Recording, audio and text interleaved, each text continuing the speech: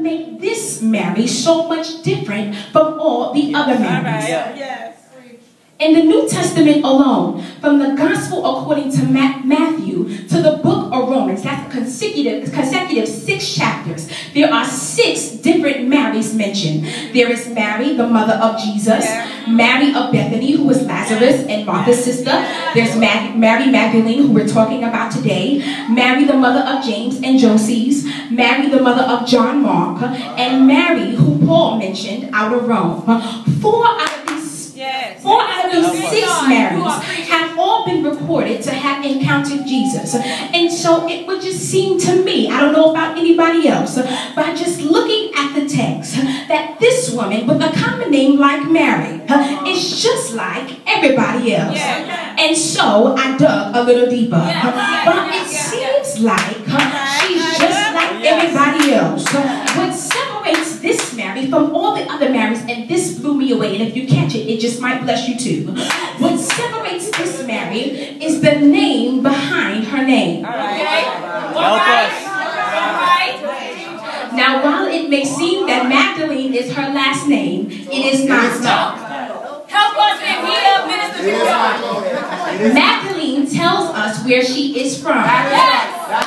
She is from a town called Magdala, which is southwest of the Sea of Galilee. Magdala means elegant, elevated, magnificent, or great place. So what separates this Mary from everybody else is that she was from a great place. Oftentimes when a person acts a certain way, whether it be negative or positive, you can attribute their behavior and character traits to their upbringing or where they come from. Now, if you're telling me that you come from greatness, that greatness is all around you, it's all inside of you, then that would suggest to me that you would have no other choice but to be great. So how in the world did someone who is from the place of greatness end up with not 1 but 7 demons? How did it happen? How easy is it for some of us to become envious of people who seem to have everything they have? Everything they get in life seems like it's given to them. It seems like from the time they were conceived that there was just a silver spoon waiting for them. And those are the ones who don't know how to act. They don't realize how good they have it. And here you are, pulling all-nighters to working like a dog to obtain everything you get in life. If you had just one opportunity to get the life that they have, you would show them exactly what to do with it. But my brothers and my sisters, we must be very careful of what we are envious of. Let me suggest this to you. You can come from greatness and seemingly have everything that there is to have and still be empty.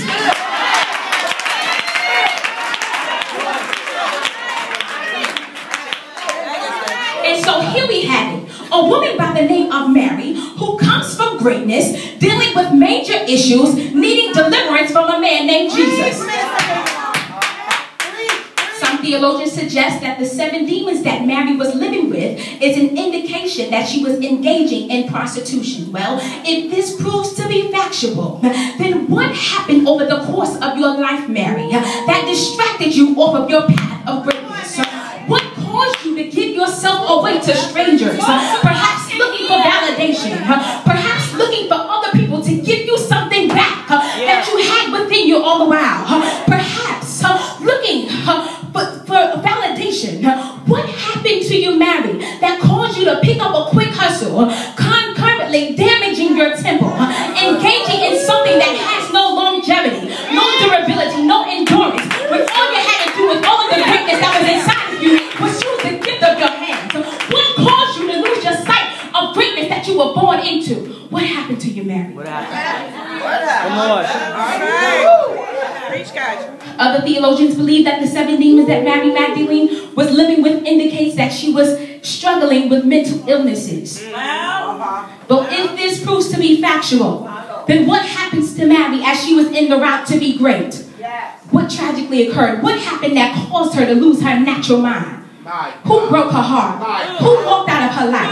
What were the pressures of life that caused fear to creep in and caused her to run from the place of greatness that before she was formed in her mother's belly, she was predestined to obtain? My brothers and my sisters, this word is not for the people who got it all together. I'm sorry, I'm sure a word for you, but this word is for those of us who will be honest enough to admit that, yeah, I made some mistakes. It wasn't nobody else. I messed up. I hung around with people that I knew I should not have looked twice at. I let fear cause me to get distracted. I look for validation from people who never had it in them to give me what I had inside of me all the while. And as a result of my choices, I got distracted. As a result of my decisions, I veered off of the path of greatness. But all the while, little did I know that God was preparing me for the greatest miracle of my life.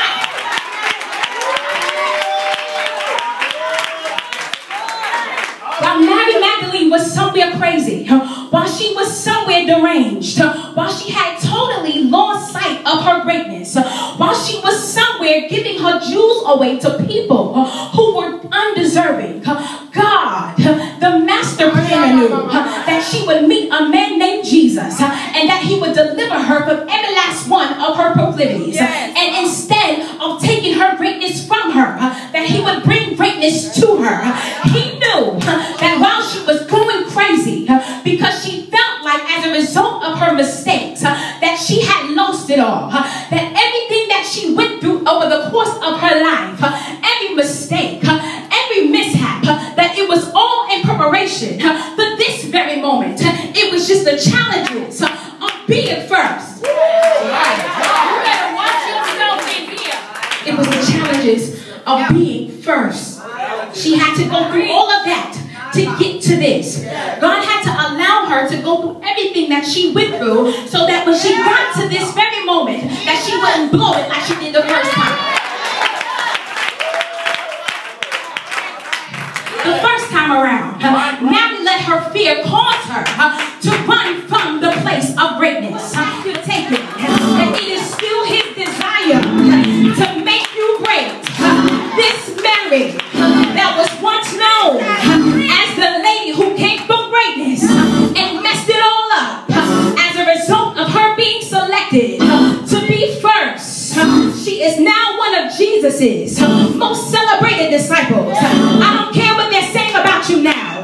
When God gets through with you, they will have no other choice but to celebrate your accomplishment.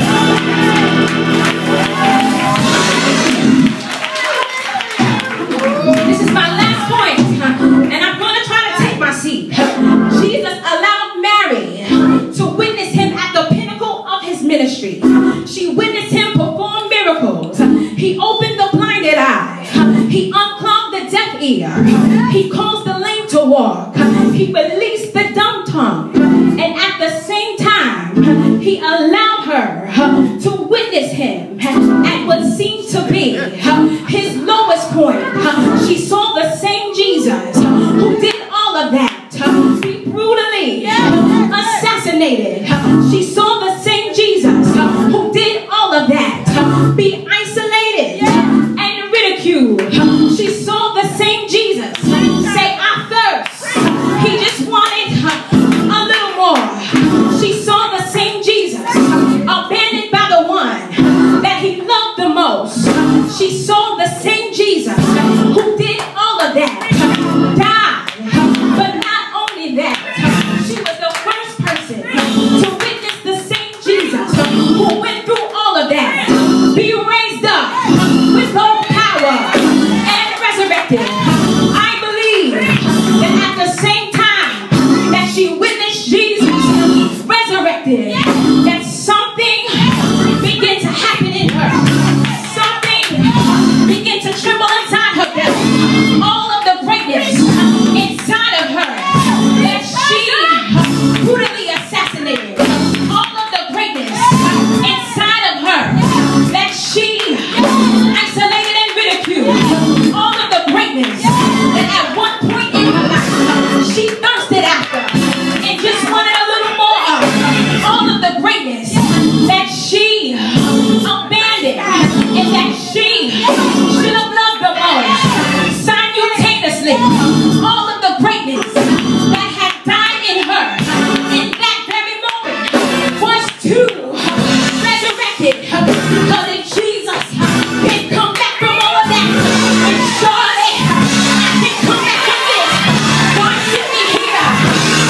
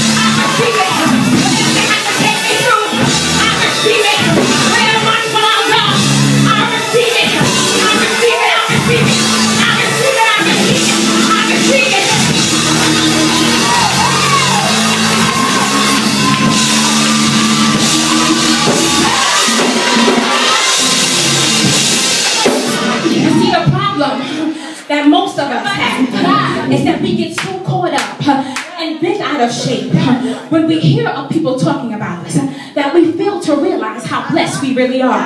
Can you imagine the things they were saying about Mary Magdalene? Can you imagine? Can you imagine how they drug her name through the mud? The people that perhaps saw her in her mess? The people that grew up with her and saw everything that she came from and how she managed to mess it all up? Can you imagine how they talked about her when they saw her hanging around Jesus? And the speculations they were making. In fact, they're still making them today. There's a movie about it. Yes, they are. The Da Vinci Code. Watch it. That's right. That's right. That's right. And you know what? They were justified because it wasn't like it was a lie. Come on. Not everything that people are saying about you is false. But you have to learn to take it all in love.